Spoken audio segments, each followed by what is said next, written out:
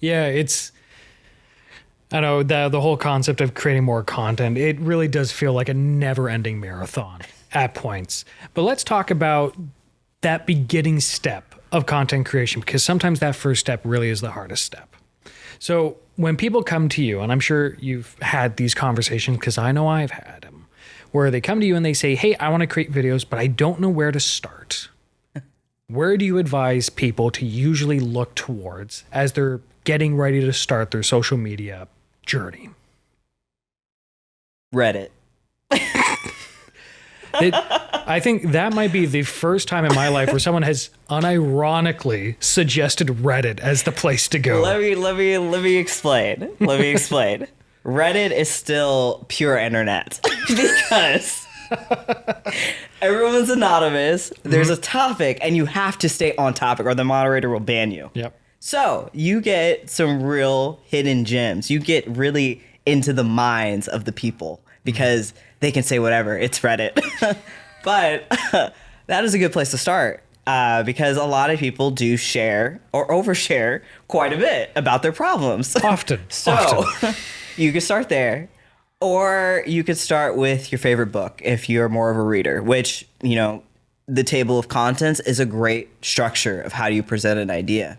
So you can pick. You can start with the chaos of Reddit and piece it together, or pick your top favorite books or your top industry books, and you give your opinion on chapter by chapter or topic by topic, or just kind of have these 5 books open and kind of braille where you want to start. And that oftentimes can be a great place to get started to organize your ideas. You have to start with writing.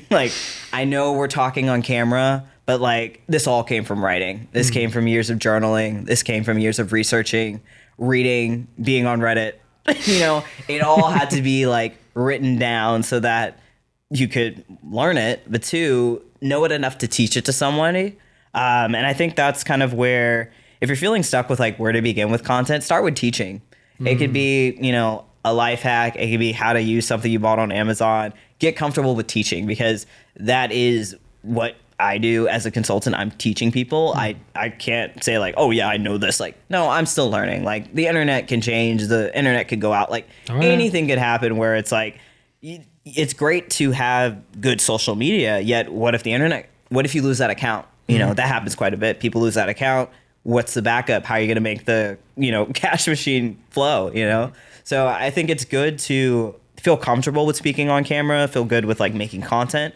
But if marketing and running a successful online business is the goal, learn one part of it, but learn it so that it can build the next thing, or read both books at the same time, because there is no oh yeah, when I get the social media going, I'm going to move on to email marketing. No, you need to build both. And that's kind of a lot to be oh, that's turning on the fire hose of the internet to be yeah, you got to build everything all at once. But I mean, if you are really good at write on a newsletter, capture those emails and talk to people who sign up, because that's going to give you more ideas of stuff to write. If you're making, if you're writing your scripts before you're recording your reels, make that a social media post. But I think a lot of people will jump straight into turn on the camera, make the video, talk, and not know what to say, don't have a clear idea. If you're trying to get started with content, treat this month as your term paper. We all wrote papers in school, and just figure out okay, if the next month is a paper that you're writing, what's your outline? What are you going to dive into week by week? And start with that sort of writing author mentality of all right, I'm going to take people through a journey this next month, but day 1, week 1, I know where it's going to go the next 4 weeks. And there's going to be feedback that I get along the way that's going to help me improve it. And then once you're done with that outline that first month and you got the feedback, you got the comments, or maybe nobody looked at anything of your content, go ask a friend to look at your content to give you some feedback. But more importantly, that next month, you're going to just build on that until finally, after 12 times of saying the same thing, because that really is the internet. When you make content, you're saying the same thing multiple ways to sell the business or sell the service. You will probably have done a lot better month 1 I should say month 3 will probably be a lot better than month 1. And I think that's something that too many times do people change before it starts working, or they don't give it enough feedback. They just like, oh, I'm terrible at this. This isn't going to work. I'm going to give it up. I'm like, you haven't even, it's like you're competing against people who've been online for like 5 years, Yeah. maybe 10 if they were like .com or like even earlier, who knows? But it's like, you got to remember that there are professionals online, you know, like you got to like put it in perspective that it's like, they probably have been doing this offline or online much longer than you have. So it's not like a diss on like, oh, you're never going to get better. It's just like, you got to like put that in perspective. Like, you know, they've been training and figuring this out maybe a little bit longer than you have, and you're just coming in. But that doesn't mean that there isn't room for you. It's just like, okay, now you have to start from where they were at and like, you know, learn all the things that come into having a voice online, a brand, you know, being able to communicate what you're trying to talk about, like all these things that, you know, it really makes me not take for granted people's abilities to speak on camera and like convey and move people. Like I love TED Talks, like for that reason, like people really get on stage and they're like, man, that motivated me. Like that is an amazing skill. Let's acknowledge that's a very unique skill that person built. So I remember it was an odd story, and it comes back to what we were just talking about there, but it was Neil Gaiman, who I know is not in well-liked light at the moment after some allegations came out. But I remember when he was working on American Gods, which was one of his more popular books, he didn't have anything set aside for it. He didn't really have any ideas for it, but he was talking to his publisher, and they had the name. The name was a really good name, and they liked it. Wasn't sure what the story was going to be. And the publisher said, before you start writing, let me make some cover art for you. And Neil Gaiman was something to the effect of, well, it's not usual. Usually you make the cover art afterwards because it's got to be about the story. And the other guy's like, give me a second. We're doing something different here. And so he comes back a few weeks later. He's got a book cover. And it's this iconic one that's been on every issue of American Gods. And it's of like this lone tree in the storm or whatever it was. And Neil Gaiman was like, I see what you mean. He takes it, puts it on his wall. And then as he's writing, he's always got that image that he's looking towards. A few years later, I remember I was listening to another fella, and he had a great point when it came to social media first strategies for businesses, especially those that have such an important visual component where like you have to be on YouTube. They said like, hey, you can do a lot of brainstorming and figure out what you think your audience wants. And maybe you're even right, but maybe you're not. Maybe you're making something that you would be interested in as the producer. And one of the things you got to remember is that when you're selling someone a steak, you're not selling them the stove top. You're not selling them the iron that you're using. You're selling them the sound of the steak, the idea of what it's going to taste like. And he said, start with a thumbnail. Make a really good thumbnail, make a really good title. Make sure that that is interesting. And then once you have found a good thumbnail and a good title, then make a video that corresponds to it. Because then you have something that's going to work. So true. The thumbnail and title is like a whole study. And it really does make someone click on it, which is amazing. But holding like, you know, their attention and like hooking them back in, all of that is just a skill that someone needs to develop over time. And I think that's a very interesting thing on like starting with the vision. Like, I don't know if like Pinterest boards help people or like mood boarding or like actually cutting it out, but really think of like, you know, your reason why you're getting online to learn the skill or to make content. And write it down, print it out. If it's you want to get better at speaking in front of people, or you want to, you know, write a book or do a TED Talk, or just feel like you can talk to anyone that you meet. Like really make that a visual, make that a mood board, and like see it every day when you're just like, this isn't working, or I really need this video to like go viral. Like remind yourself like why you got started, because 100 days into this, you're going to be like, is this working? Or like, has this changed my life yet? And it's like, I don't know. Like, it's just like you don't know. And sometimes really being yourself, I know that's like so cheesy to say, but it's so true at the same time. Being yourself could be the thing to work. Yet getting over the fear of being yourself is also the other part. So I think a lot of times it's like, you can get on the internet and do whatever. Now, if you have a goal of like, oh, I'm trying to like, you know, build a business or build a brand, there are some, I would say there's some rules, but not laws, meaning that there's some basic things you need, but there's not like, it's not like, oh, if you don't have it, it's not going to work. It's really just, it may be a steeper climb because it's like entirely new.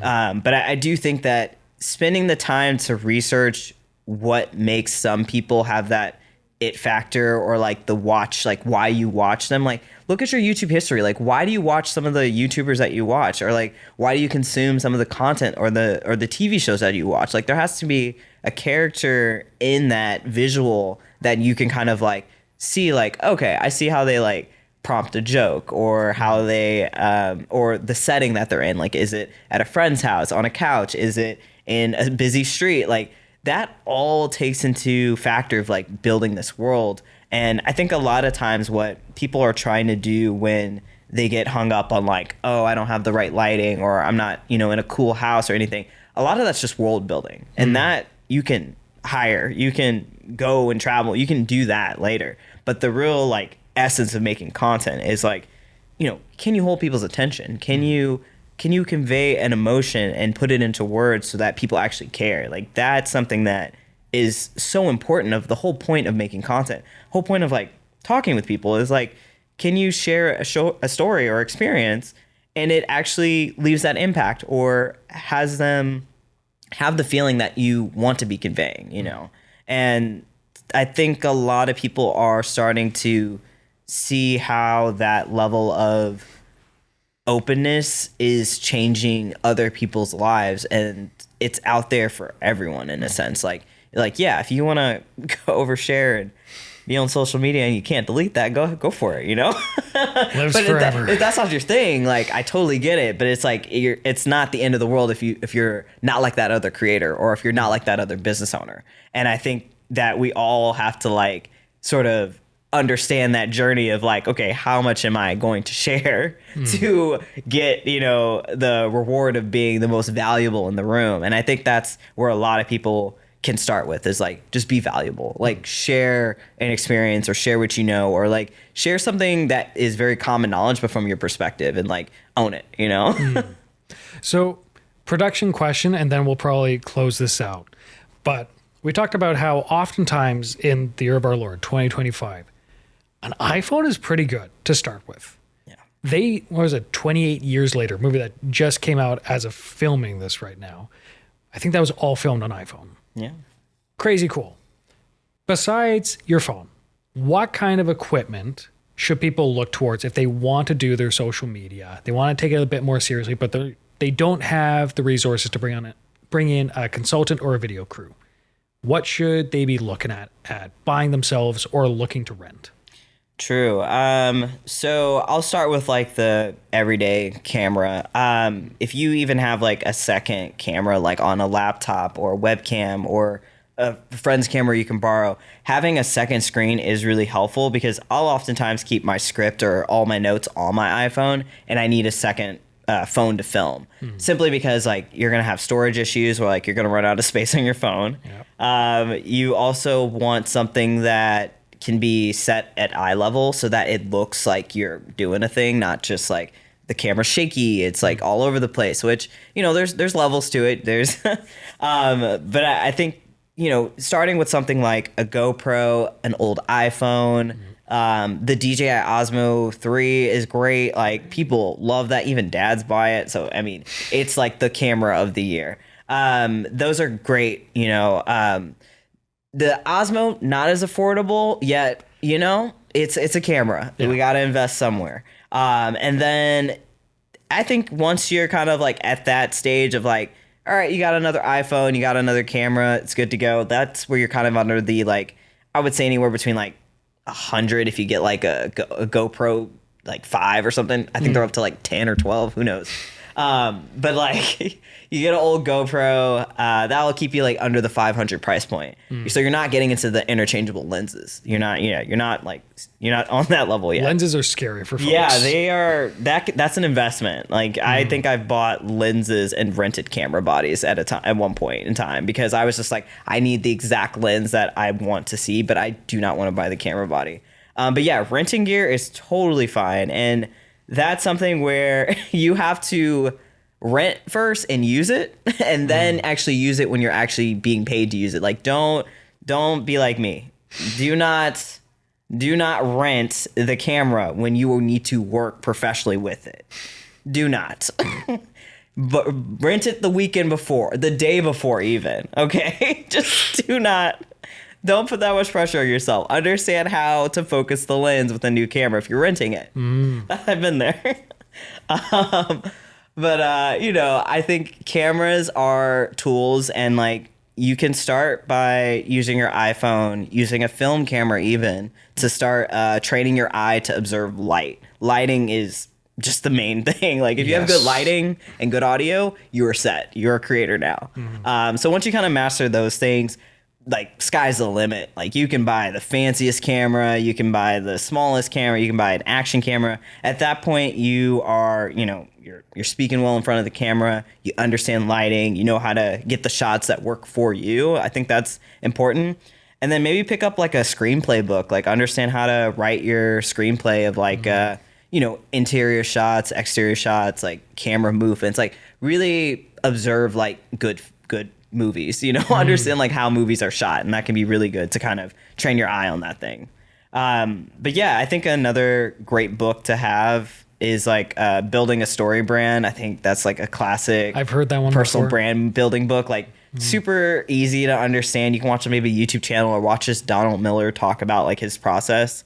Those are great. But there's like so many YouTube videos now on like scripting formulas that are, helping you get better at it. But yeah, I mean, if I could, I should say, if you're trying to like beef up your content or anything, just use a second camera, understand your lighting, and then like maybe get like a book on like how to actually organize yourself before you shoot, because that will take you more time to figure out what you shot if you do not take notes. Can you give us one critical must never forget tip when it comes to lighting? Oof. I feel like you would know more about lighting than I do. I'm still discovering that. I guess the bigger the light you can afford, the better, because that's going to give you the softest glow to like not be like in the shadows, unless you're going for like dramatic lighting. But yeah, I would definitely say like get a light that plugs into the wall. The batteries are great, but when you're just getting started, you will be trying to figure that stuff out for a while. So don't let the battery dying every 30 minutes like stop you from making content. So yeah, just buy the most professional thing you can afford at the time, because it is worth it. You will get better at lighting, you will get fancier gear, but I should say invest in the lighting, and you can rent everything. Once again, like you don't have to buy the Amarin D lights like straight off the block. Like you can rent those things. Like that's probably my go-to light. Like great light, super handy, such a workhorse. You can put on a portable battery if you need to.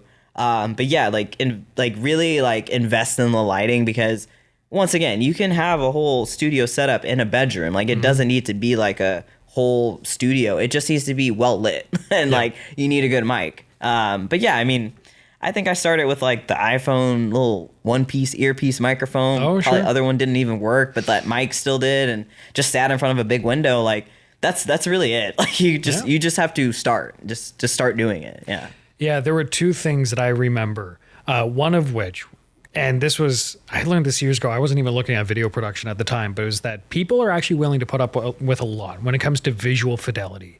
You can bring that really low, but if you have poor audio, that is an affront to the viewer. That turns them off so fast, they will swipe before you even get the chance to say anything. Yeah, that's true. I mean, if Vine crawled so we can now walk, Vine just really showed everybody that, you can shoot it on the Coolpix camera and it's fine, but the audio was great. Like, but I think that's, I want people to have fun making content. So I don't want the camera to make you feel like a less than creator simply because you're not out there buying the most expensive gear. Like you will get there if you stick to this long enough, or somebody will send you a camera at that point.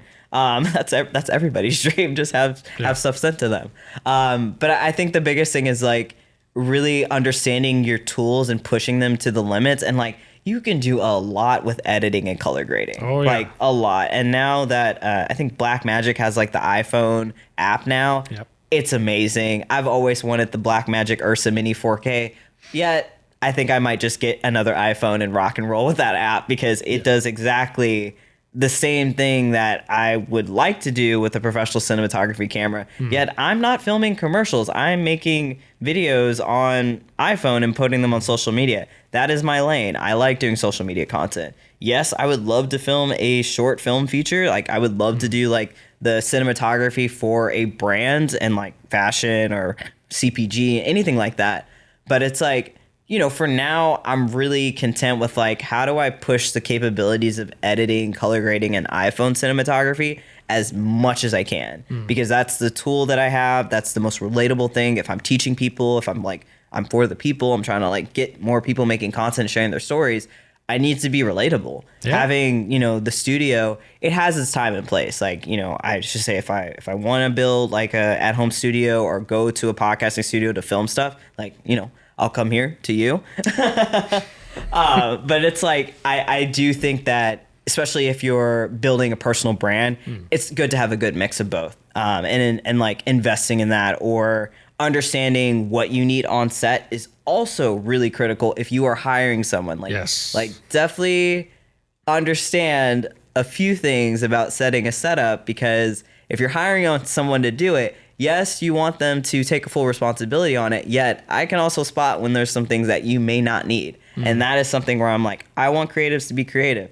I will definitely have like, yes, do whatever. But when it comes down to like getting the shots and getting the editing, that is the main thing. You can have it be beautifully shot, but if it does not get edited to where it retains and actually hits your goal, what's the point? You know, you're still gonna have to be back in the studio doing this all over again. So, you know, spend that time to get organized before getting in the studio. And it really should be stressed that there's a lot of stuff that's become accessible now for regular folks.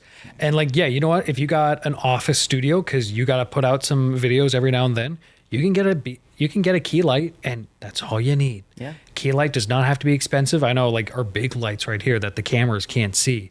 These are both like just the light itself, not the attachments that actually funnel the light, like $600 each. Yeah. Most people don't need that. They don't need 4 other. New. It's so much. You don't need all that. You don't need all that getting started. Like one, I think like newer is such a great brand, or Small Rig. Oh yeah. Those brands, like you can buy the whole setup just with that same brand. And like, I think I got a lot of stuff off Facebook Marketplace. Like it doesn't have to be like, especially when you're first getting your setup started, buy used or gently used, because like you don't know, and you're gonna like return and cycle through so much gear before you finally get to your setup. And that's honestly how I got to like using the iPhone. I went through so many other like cameras, like production sets, like being on set, watching other directors like do their thing, and just kind of realized where it's like, I really like filming and shooting with the iPhone because I like the apps. I like being able to work with companies that use apps for like editing, color grading. And so it's like, because that's the kind of content that I'm talking about and educating people on, I want to get like the best that I can. Like I want to be like, just understand like how to get the shot with the camera that's in my hand. Yeah. And I think that is impressive because, you know, there are some limits with the iPhone that, you know, I would love for it to have like a flash, external flash, you know, like that's probably the one thing about the iPhone that I'm like, yeah, I love the iPhone, yet I'm still going to go to my, you know, my Sony or my Nikon or Pentax because I like a flash. I love that, you know, flash photography, or like if I'm shooting in a studio or if I'm doing food, it's like I do need like the right gear for the right, you know, the right subject, you know. But it's, I'll close with this anecdote and then we'll close this episode out. But I remember back when we first started, we had a project. And I remember getting back my footage and I was not happy with it. And it was a lot of dark, very natural lighting. And so it had a particular look. But I remember trying to bring out as much as I could into what was clearly visible. And we had all this graininess. And at the time, I didn't really understand what that was at the time. And I remember doing some research. It's like, okay, so things like my ISO is too high, which I was still learning what ISO was. Most people don't need to know what it is. It's a pretty technical thing. But then I got to the point where it's like, okay, well, how do I solve this problem? oh, my natural step is to upgrade my camera to a $6,000 Sony FX6. That is my answer. And so I remember saving up. I was watching eBay. I was watching Facebook Marketplace, looking at places outside of the state to drive out to get these cameras because that's the only way I could figure it out. And then something hit me. Well, actually, more so, my wife questioned me saying, are you sure that's what we need to do? And so, as all wise men do, they listened to their wife, and I started doing some better research. And then I found something. I discovered that I never knew was possible with cameras. I could shoot in what's called log footage. If you don't know what log footage is, all aspiring filmmakers, figure it out. It will save your life, son of a gun. But learn your equipment and learn what you can do with a little, then expand. Exactly. And that's one reason why I like the iPhone is that they're getting hip to the creator economy, is that they're now including log footage in there. And you take that out and you color grade it, like it looks just as similar to something you would get on a professional grade camera, but now it's accessible to anyone. Yeah. And you still got to put in the work to get it to that level. Oh, yeah, you got to learn color grading. Yeah. That is a real skill. Yes, that is. That's art. Like Yes, that it is a is. whole level of art. But I do think like, you know, I definitely could be the same. I had the same thing too, where it's like, oh, if I just, that next camera, I'll charge more. That next camera, I'll, get that. But I really have to start to think that there's the value in being able to show up somewhere and capture a story. That's a skill. So don't discount that. And the biggest thing is that once you really understand the basics, so I was a film photographer for like many years, and that I did that because I trained my eye, and that really helped me to have the constraint of that. A roll of film, I think, only has like maybe 15 to 30 exposures. Not much. Like it's not much. Yeah. And so it's like every shot count. And then in addition to that, I had to also like give those to clients or like give those to a brand. Yeah. So it really trained my eye in that I think I had that film camera every night. I went out and just like filmed anything. Like I was like either out with my friends or out getting food. Like it's just like I used that camera to the maximum that I felt comfortable enough to get the shot or know exactly, what I was working with.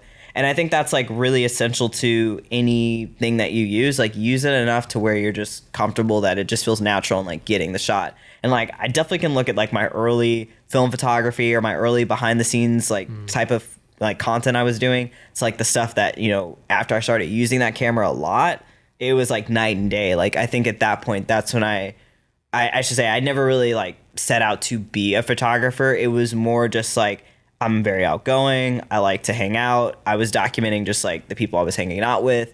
And, I was just like, that just became something that people are like, oh, you're good at photos. Like come hang out with us here. But I think that's kind of like really fun is that, with the power of social media and like a camera, like you really can like create your own adventure in life, which is like amazing. Yeah. But I think a lot of it is like, I just kept learning more and more technical things about the camera and like what other people would do on set and like production and like, just find people who were filming stuff and like go hang out and learn and like, but I think the biggest thing is like, investing in the right gear is really essential. And like, whether it's you buy the next iPhone or you buy a camera that you want to use or rent it, it's going to come down to like how many hours can you put into practice and get really good at it. And like sometimes it's like, yeah, if you buy the most expensive camera and you're shooting with it all the time and it makes sense and it's not just collecting dust, then I would say, yes, go for it. Upgrade,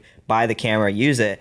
But I mean, if you are being real with yourself and honest about how often do you anticipate using this camera, it's okay to rent it. And I think that's what kind of made me sell all my cameras at one point because they were all just sitting. I think I used like maybe one or two for production stuff.